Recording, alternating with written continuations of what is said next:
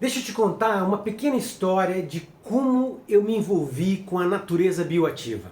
O ano era 2017 e eu estava morando em Campo Mourão, no Paraná. Eu tinha acabado de fechar a minha empresa de alimentação e havia mudado para minha cidade natal na esperança de recomeçar a vida. Bom, eu havia recebido uma parte de uma floresta de eucalipto e comecei a buscar alternativas de uso para aquela madeira. O mercado de fornecimento de lenha não estava muito aquecido e os preços estavam muito baixos. Então eu resolvi iniciar uma produção de carvão para churrasco.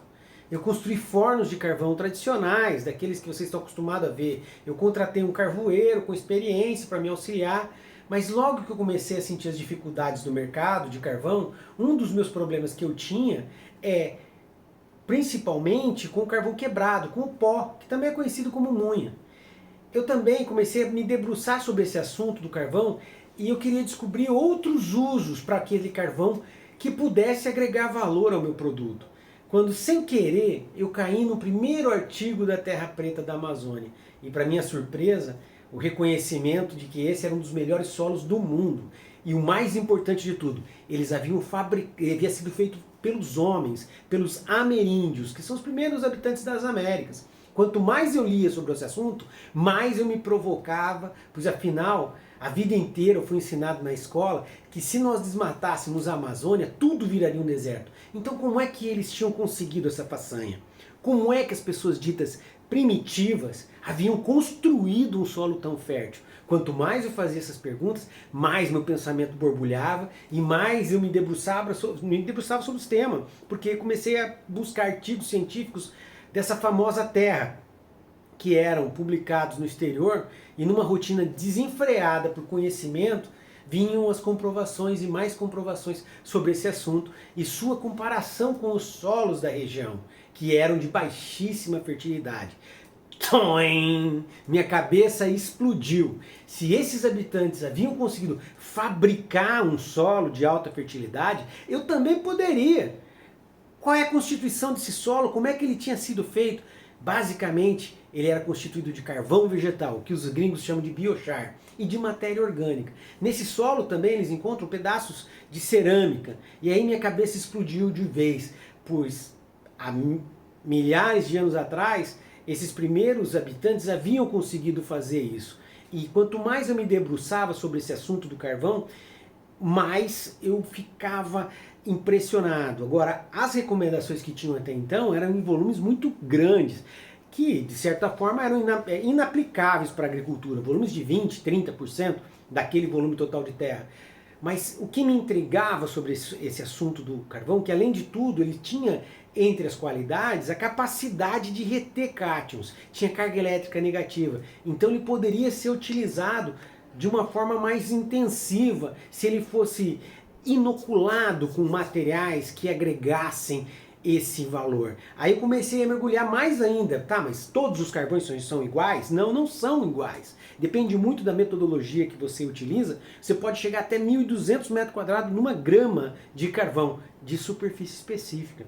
Ora, se eu pudesse ter carvões que tinham tamanha porosidade, eu poderia também inoculá-los com aqueles micro-organismos que geram essas enzimas tão interessantes para que a gente possa ter dentro da nossa agricultura uma atividade biológica mais forte. E eu comecei também a me debruçar sobre o tema de bioinsumos, de bioativos, e como é que isso estava sendo utilizado para combate a pragas e doenças, fixação biológica de nutrientes, promotores de crescimento, entender que 100 gramas de inoculante numa cultura como a soja equivale a mais de 600 quilos de ureia. Isso abria dentro da minha cabeça um rol de possibilidades e entender como é que isso tudo poderia ser integrado. Será que era possível a gente pegar esse carvão, trabalhar uma biologia dentro dele e melhorar os nossos solos que estavam ali postos? Agora, claro, solos de baixa fertilidade, o que eu precisaria? Precisaria de mais elementos minerais. E aí, um amigo me apresentou o processo de remineralização. Esse nome pomposo, basicamente, significa a moagem dessa rocha e a distribuição nos nossos solos. É como um processo de calcário. Nada mais é do que isso, e isso corrigiu o nosso solo do cerrado e possibilitou que nós tivéssemos essa agricultura tão pujante que a gente tem hoje dentro do cerrado brasileiro. Então, com isso tudo, eu entendi o elo que faltava para essa mineralização funcionar. A gente teria essa associação dos micro-organismos, a capacidade de retenção desse micro-organismo com uma capacidade de alojamento que pudesse suportar temperaturas e também trazer esses elementos complexos biológicos junto dentro de uma mesma estrutura. Sim, estava aí a nossa mala de rodinha. Inventos separados que depois de muito tempo foram associados. Nós tínhamos aí o processo de rochagem, o processo biológico, os bioinsumos e o biochar, tudo associado num produto orgânico de alta resposta. Essas tecnologias, por mais que elas tinham resultado em separado, quando elas são associadas, elas possibilitam que você realmente traga um novo patamar produtivo para solos de baixa fertilidade. E aí é possível que você consiga transformar a realidade de solos que são pobres em solos de alta resposta. Muito bem.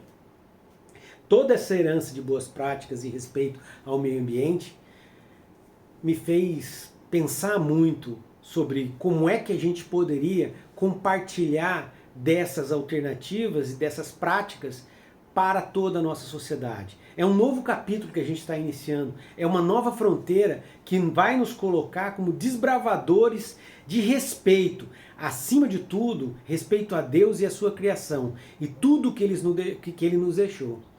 Nós somos bioativos, por natureza. Nós temos mais micro-organismos no nosso corpo hoje do que células humanas. É um capítulo que nós estamos fazendo, estamos construindo, e vamos ter orgulho de inspirar a todos, principalmente pela nossa inspiração pela natureza. Nós somos orgulhosos desse capítulo e dessas tecnologias.